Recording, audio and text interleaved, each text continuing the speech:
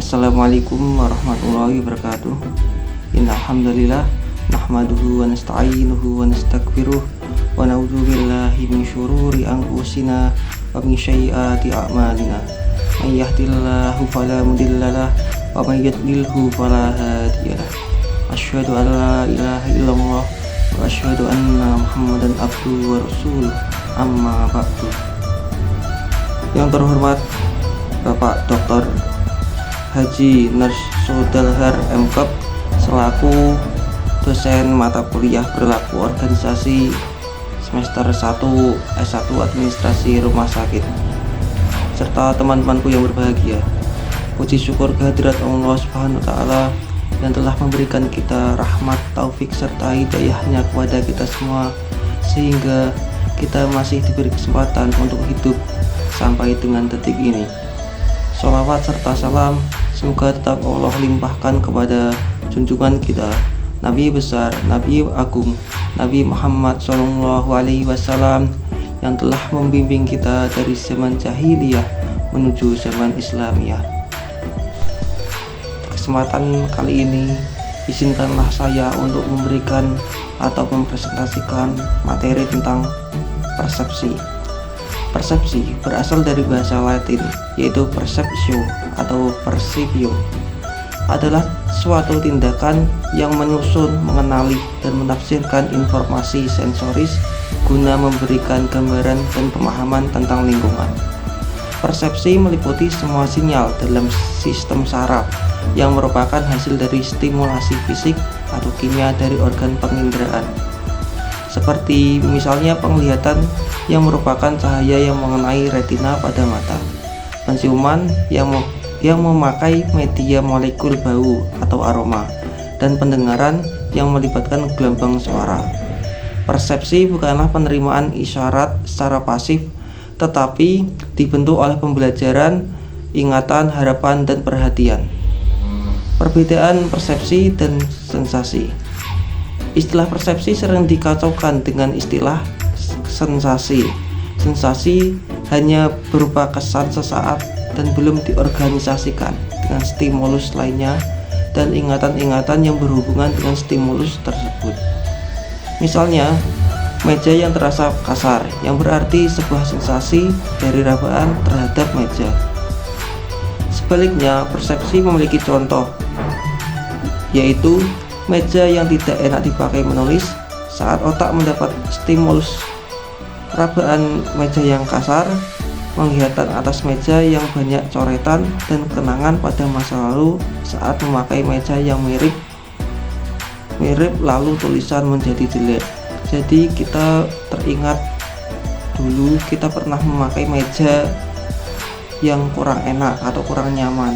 Hal tersebut memiliki dampak yang tidak baik, yaitu kita berpikir pasti dengan meja yang seperti itu maka akan menghasilkan tulisan yang jelek. Seperti itu.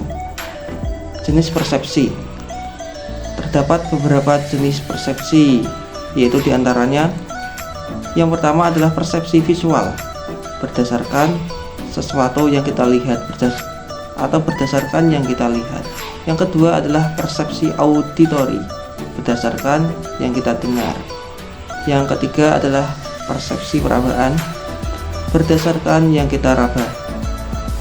Yang keempat adalah persepsi penciuman, berdasarkan indera penciuman kita, yaitu hidung. Yang kelima adalah persepsi pengecapan, berdasarkan indera pengecap kita, atau dengan nama lain adalah lidah.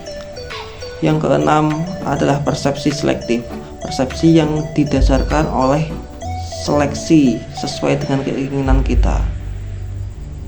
Proses persepsi. Jadi awalnya itu terdapat atau terjadi stimulasi dari alat indera kita.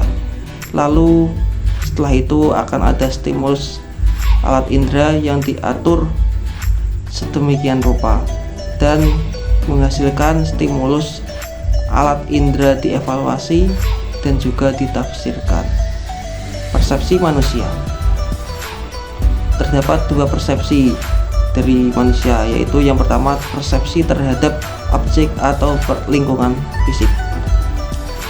Bisa melalui lambang-lambang fisik, lebih mudah diramalkan, menanggapi sifat-sifat luar, objek tidak bereaksi, objek bersifat statis. Manusia atau lingkungan sosial, yaitu nomor 2, manusia atau lingkungan sosial. Lambang-lambang verbal maupun non-verbal lebih aktif dan lebih sulit diramalkan, menanggapi sifat-sifat luar dan dalam melalui perasaan, motif, harapan, dan yang lain sebagainya. Manusia bereaksi, manusia bersifat dinamis, manusia dapat berubah dari waktu ke waktu lebih cepat daripada persepsi terhadap objek.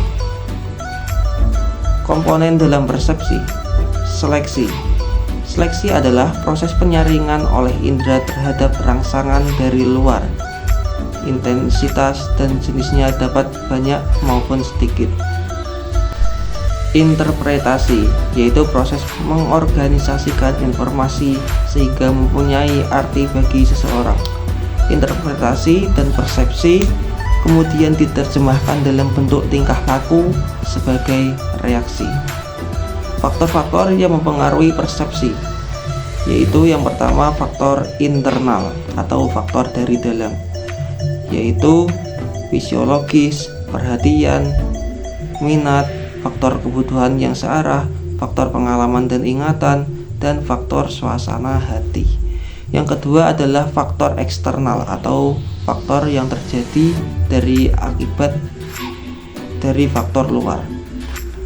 Yang pertama adalah ukuran dan penempatan dari objek atau stimulus. Dan ada lagi warna dari objek-objek, keunikan dan kekontrasan stimulus, intensitas dan kekuatan dari stimulus, motion atau gerakan. Sekarang kita berlanjut ke materi yang kedua, yaitu psikologi kognitif, sensasi, persepsi, dan atensi. Materi yang akan kita bahas adalah sensasi dan persepsi, penyimpanan informasi, atensi, dan automatic processing. Pikiran adalah suatu sistem organ komputasi didesain oleh seleksi alam untuk memecahkan berbagai persoalan kehidupan sehari-hari, khususnya untuk memahami dan memanipulasi objek, binatang, tumbuhan, maupun objek orang, menurut Solso 1997. 1. Sensasi dan persepsi. Proses awal yaitu sensasi dan persepsi. Sensasi yaitu deteksi awal terhadap energi dari dunia fisik. Kemudian ketika sudah mulai diproses, pemrosesan informasi inilah yang disebut sebagai persepsi, yaitu kognisi pada tingkatan yang lebih tinggi atau higher order cognition, melibatkan proses interpretasi informasi sensoris. Sistem sensoris terdiri atas reseptor dan neuron-neuron yang saling terhubung dengan panca indera. Proses perseptual adalah proses bagaimana kita melakukan deteksi dan interpretasi dari sinyal sensoris ditentukan oleh energi stimulus yang dirasakan oleh sistem sensoris dan otak kita, serta pengetahuan yang tersimpan di memori menjadi sebuah pengalaman. Fungsi penyimpanan sensoris yaitu 1. Ekstraksi informasi eksternal mengikuti hukum parsimoni.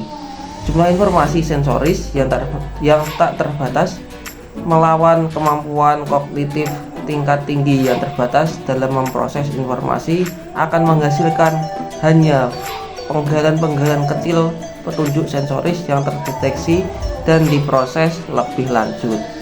Yang kedua, sebagai tempat penampungan sementara informasi untuk diproses ke tingkat yang lebih lanjut. Yang nomor 3 adalah mekanisme seleksi informasi yang menonjol dan selaras dengan struktur pengetahuan individu. 5 isu tentang atensi. 1. Pemrosesan otomatis. Yang kedua, kapasitas pemrosesan dan selektivitas. Yang ketiga adalah kontrol. Yang keempat, kesadaran atau Cognitus, dan nomor 5 neuroscience kognitif. Terima kasih. Sekian video dari saya. Apabila ada kesalahan dan kekhilafan, saya mohon maaf yang sebesar-besarnya.